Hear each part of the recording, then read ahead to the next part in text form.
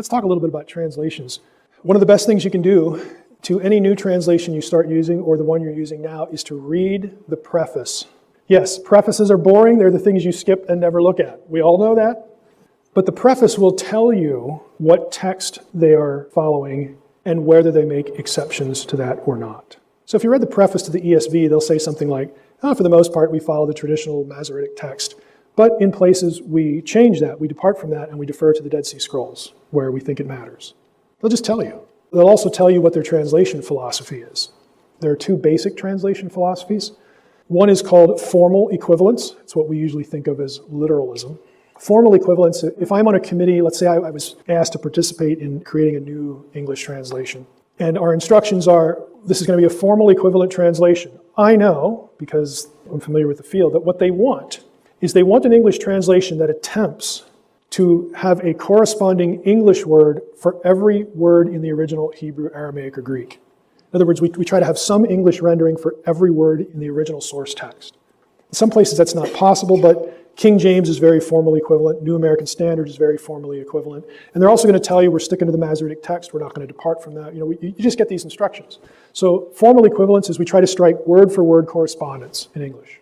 The other approach is called dynamic equivalence. And this approach means that, look, we don't really care if you account for every word in Hebrew, Aramaic, or Greek. You don't need to come up with a corresponding English word for that. What we want you to do is look at your original language, figure out what's being said there, and then in whatever words you think are appropriate, put that into English.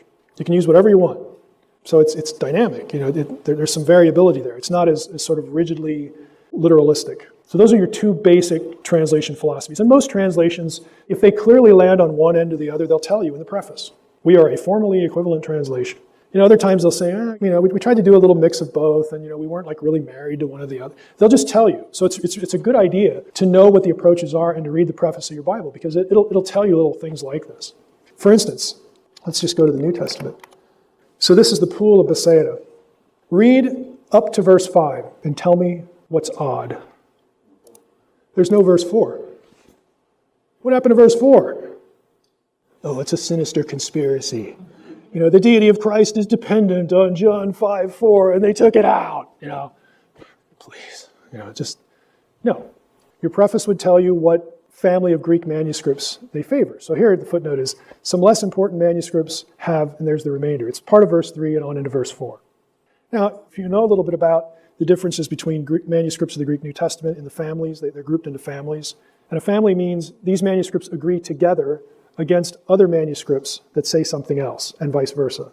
They come from different time periods and different scribes and so on and so forth. It's actually not quite as complicated as that sounds, but they'll tell you, again, which text they were following. And that's why verse 4 is not in either of these translations.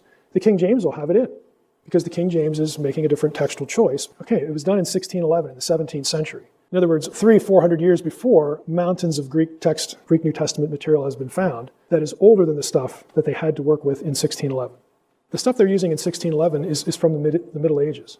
Specifically, Erasmus' third edition of his Greek New Testament, that was based on 6 Greek New Testament manuscripts, all of which were medieval.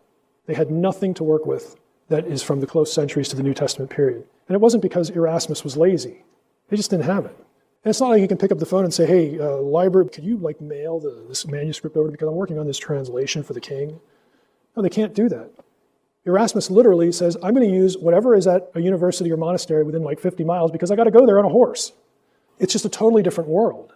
They don't have a lot of material, and a lot of it hadn't even been discovered yet. So there's all sorts of sort of historical reasons, the vicissitudes of time and history as to why different translations are based on the manuscripts they are, which is why I always recommend use more than one.